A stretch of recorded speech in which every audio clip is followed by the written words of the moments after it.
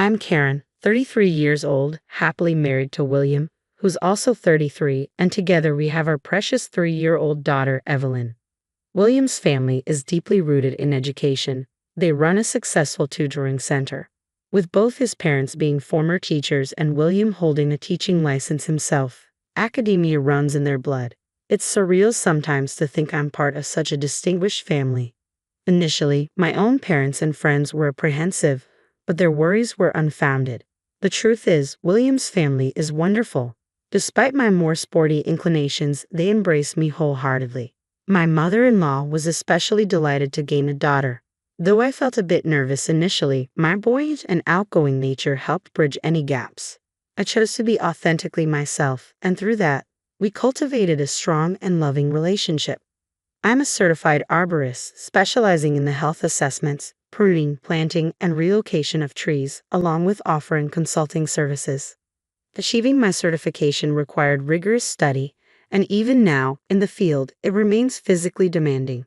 This job demands both brains and brawn, and I take pride in excelling at both. Currently, my husband works as a tutor at his family's tutoring center, though he previously taught elementary school. Our paths first crossed when I visited his school for a consultation on tree care. After the birth of our daughter, I took some time for parental leave, only returning to work last year.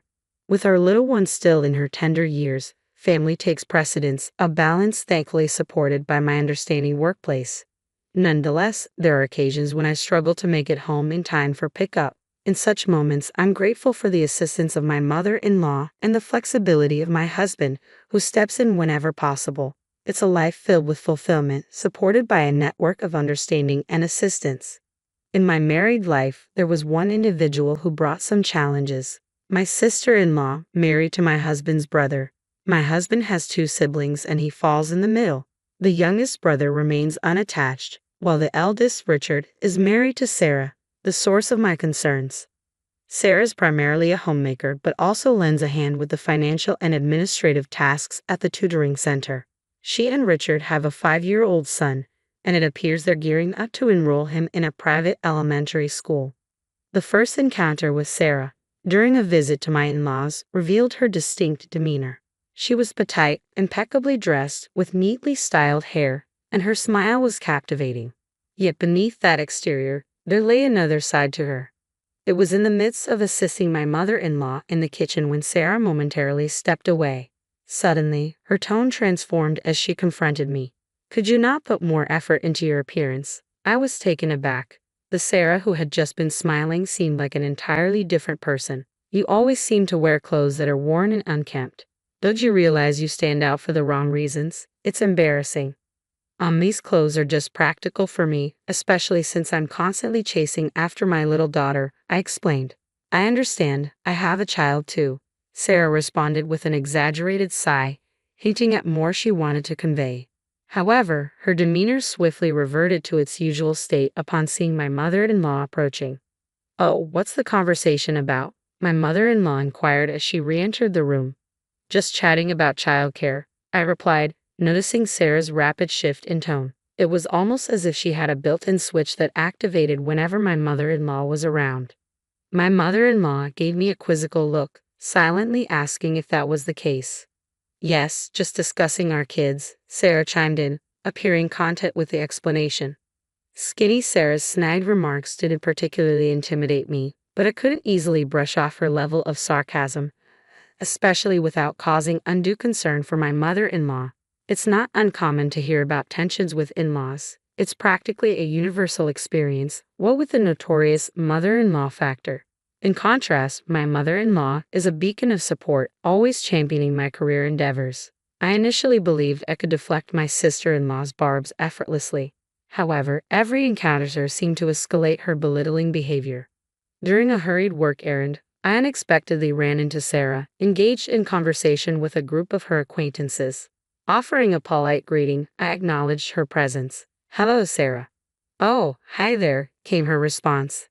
Hastening on my way, I thought little of the brief interaction until later that evening when my home phone rang and Sarah's name flashed on the caller ID. "What do you think you're doing?" Sarah's voice sliced through the air, dripping with aggression. Right from the start. Confused, I asked, What do you mean? Earlier today. Don't you dare come up to me in public dressed like that. Her tone was harsh, her words cutting. What's with your work attire? It's utterly inappropriate to stroll around like that. Did you see us? We're all moms, getting our kids ready for private school entrance exams. We live in a different world from you. I felt my cheeks burn with embarrassment as she continued her verbal assault without pause. I was working, so yes, I was in my work clothes, I responded, trying to maintain composure. I don't care about your excuses. Just steer clear of me next time we bump into each other outside, okay? It's embarrassing. But isn't it even more awkward? We're family, I protested. That's exactly my point, she shot back. You don't fit into this family. Just so you know, I've never considered you a sister-in-law. With that, she abruptly ended the call, leaving me reeling from an unexpected onslaught of her feelings. It was clear she had gone out of her way to unload her frustrations. Despite her consistent complaints about me during family gatherings, it's when we're alone that my sister-in-law truly unveils her true colors.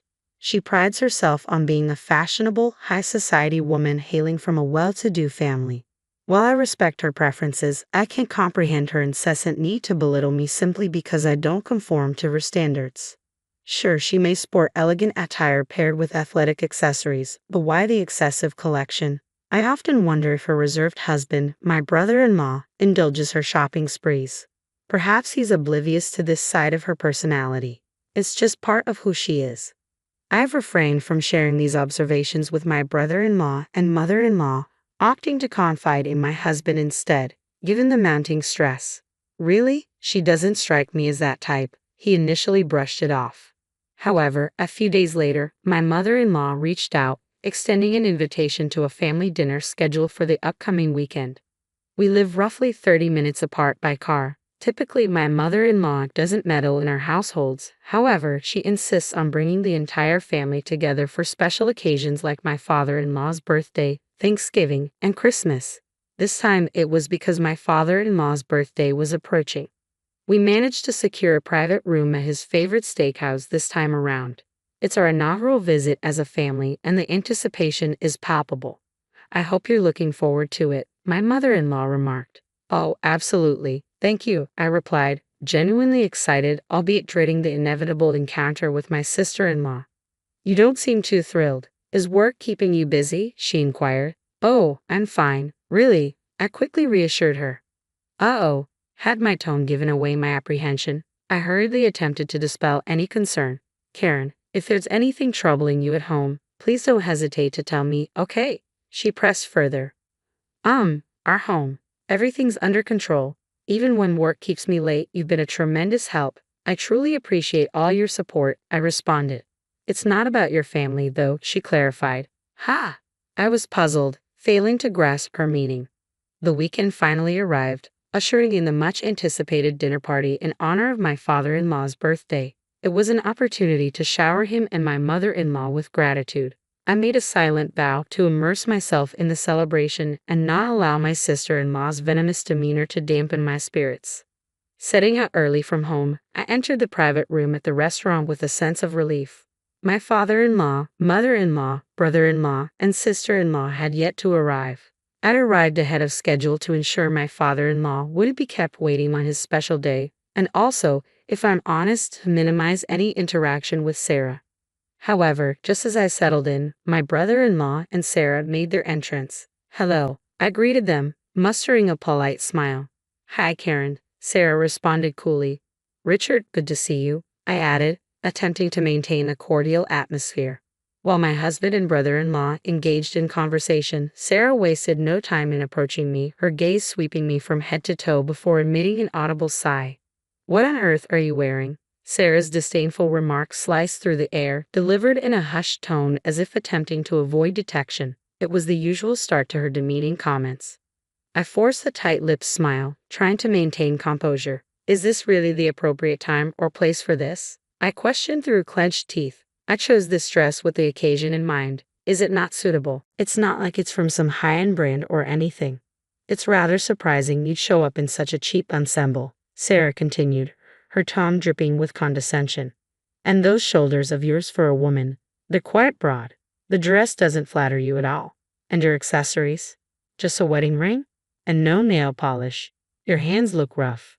I bristled at her critique. I can't wear nail polish for my job. Ever thought about how inconvenient it would be to do household chores with long nails, Sarah? I countered. My work involves handling wood and soil, in addition to household tasks. My hands may not be dainty, but they're a testament to my hard work as a gardener. These hands, these shoulders, they're my pride. But she continued to belittle them, and I couldn't hold back any longer. What's that supposed to mean? Are you insinuating that I don't do housework? My retort seemed to strike a nerve as Sarah's voice suddenly rose in volume. I've had enough of you, Sarah seethed, her frustration bubbling over. I've tried to extend a helping hand out of kindness, but you never listen. And now you're resisting. It's unbearable to be associated with a rough woman like you. Feeling the weight of her words, Sarah seemed to momentarily lose her grip on reality and the context of the situation. I've made a mistake, she murmured, her anger clouding her judgment. Today is my father-in-law's celebration. Please just leave me alone. Confusion mingled with hurt as I struggled to comprehend her sudden outburst. What? You're the one causing a scene. You're the one who doesn't fit into this family, I retorted, my patience wearing thin. I've already told you I won't dine with someone as uncouth as you. Just go home. Excuse me, I have to go home. This dinner was arranged by my mother-in-law, and the one clearly disrupting it is her. We can address your grievances about me later. Trust me, I have a few things to say to you as well. But for now, I've made up my mind to stand my ground. And you? You don't get to speak to me that way. Didn't you hear me? I said go home. In fact, consider leaving this family.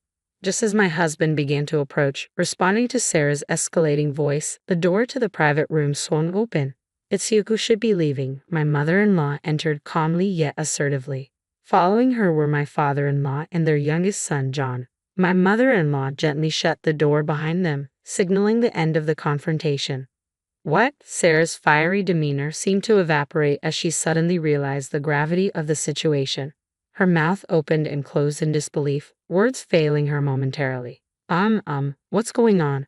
Everyone, please, let's sit down, she stammered, attempting to regain control. Despite her soft tone, there was an undeniable authority in my mother-in-law's presence that compelled everyone to comply. It appears we need to address something before we can proceed with the birthday celebration. I apologize for this disruption, my mother-in-law continued, glancing at my father-in-law, who nodded in agreement, before turning her attention back to Sarah. Sarah, what exactly did you say to Karen? Even my typically gentle mother-in-law could wield a sharp edge of sarcasm when necessary. Sarah, visibly flustered, attempted to backtrack. Oh, I was just saying how much I'm looking forward to the meal today. Did I mishear something? I thought I heard someone saying leave. Huh? No, it was just a minor disagreement, just a playful banter. Sarah attempted to downplay the situation, still visibly perturbed. I couldn't help but admire her attempt to restore her usual cheerful facade. A disagreement. What sparked it? It appeared you were the one dominating the conversation. Have you been treating Karen like this all along? My mother-in-law's gaze bored into Sarah, her words cutting through the tension like a sharp blade. I wasn't mistreating her. I was merely offering some advice on etiquette and attire as a senior member of this household.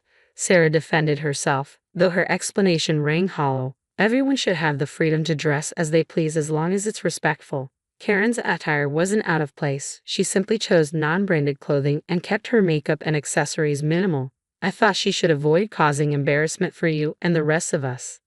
Enough. My mother-in-law's sudden outburst startled both Sarah and me.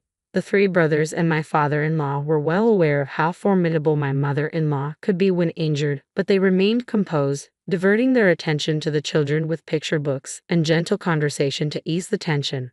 No, Sarah, it's you who should be feeling embarrassed. I've sensed something amiss between you two, even during gatherings at our home.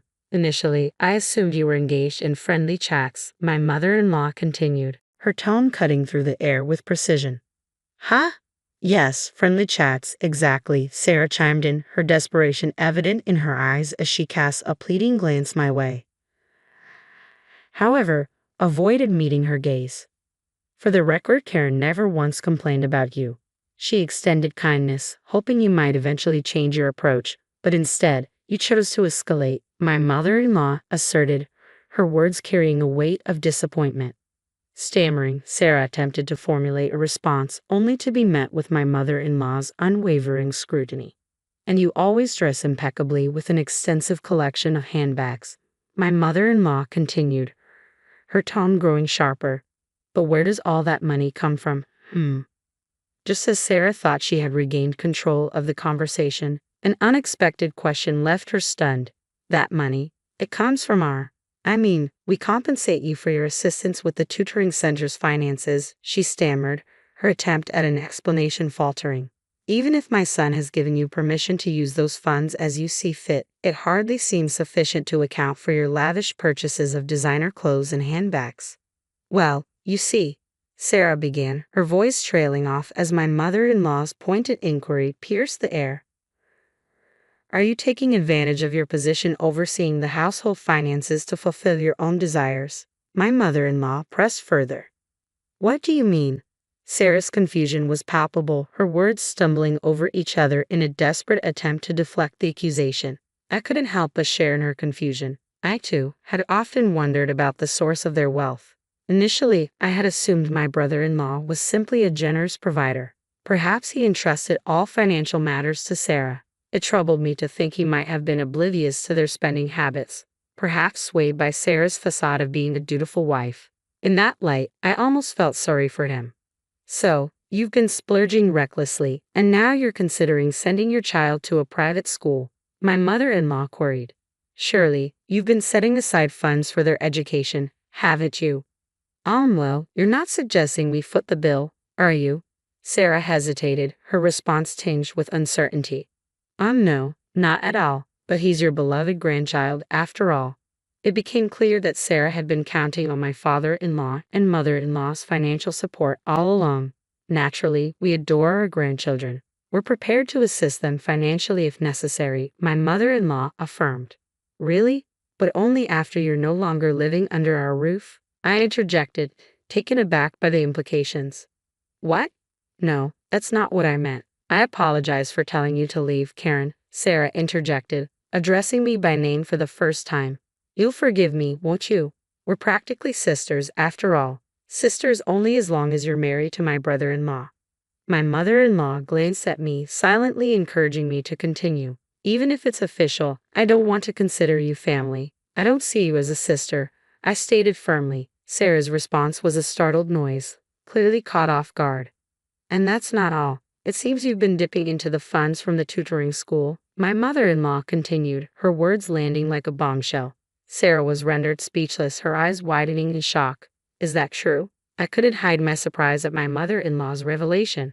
While I had suspected Sarah might be using household funds, I never imagined she would touch the money from the tutoring school operated by my in-laws. You managed to evade detection for some time, so it took us a while to uncover your actions. Even Bob, who has overseen our accounts for years, fell victim to your manipulation, my mother-in-law continued, her tone stern.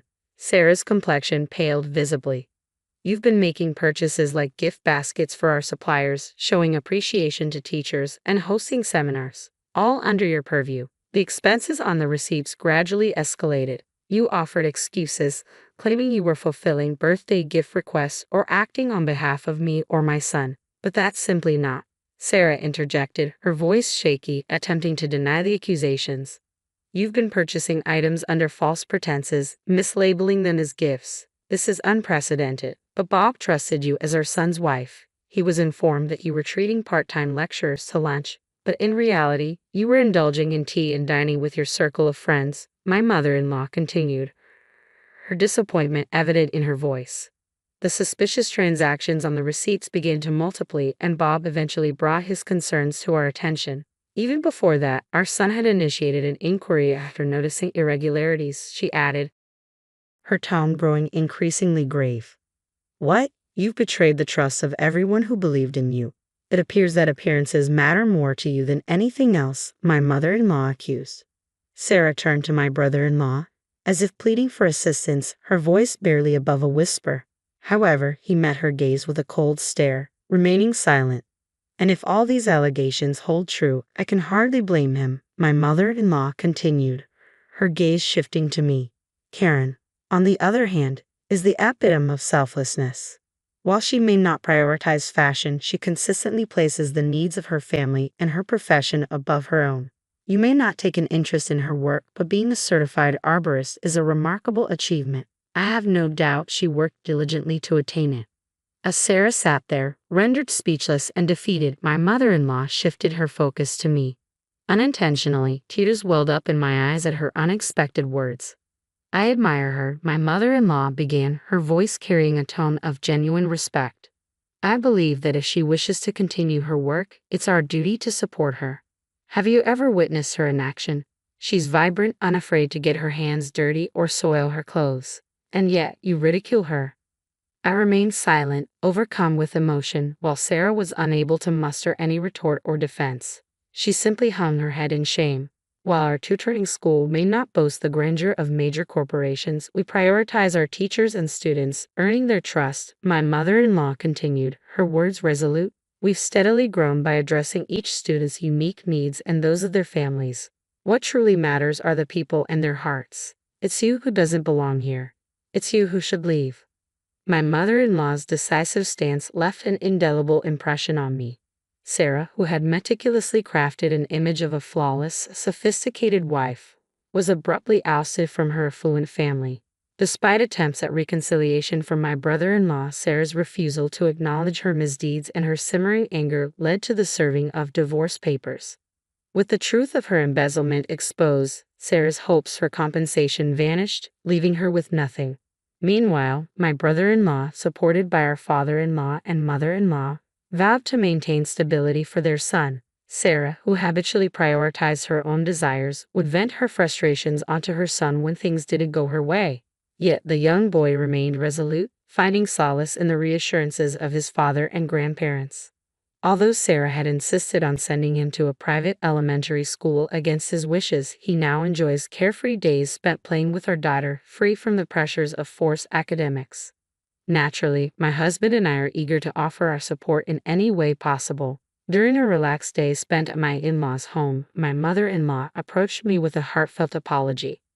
"I deeply regret any discomfort we may have caused you. We should have been more observant," she expressed sincerely. "Oh, please don't worry about it. I wasn't truly bothered initially," I reassured her. "If you ever find yourself in need of assistance in the future, please don't hesitate to reach out to us," she offered kindly. "Yes," I replied, recalling her earlier sentiment, "what's important is people and hearts." Suddenly, I noticed my mother-in-law's puzzled expression as I gazed at her intently. "It's nothing. I was simply admiring your resilience," I clarified. "Well, thank you, but the real admiration should be directed towards you and your talent for creating such stunning gardens," she countered graciously. "Perhaps I'll enlist your help with ours next time. I've been meaning to replant the flower beds." "Oh, definitely. I'd be thrilled to lend a hand, even if it's just for fun. Just give me a shout whenever you're ready," I responded eagerly. "You should consider charging her, Mom. She can be quite demanding," my husband interjected with a playful tone, eliciting laughter from all of us. It was a moment of genuine warmth and camaraderie. "Value people, cherish hearts." Those words echoed in my mind, leaving a lasting impression. As I looked around at my beloved family, I made a silent vow to treasure these moments and to prioritize laughter and joy in our future together.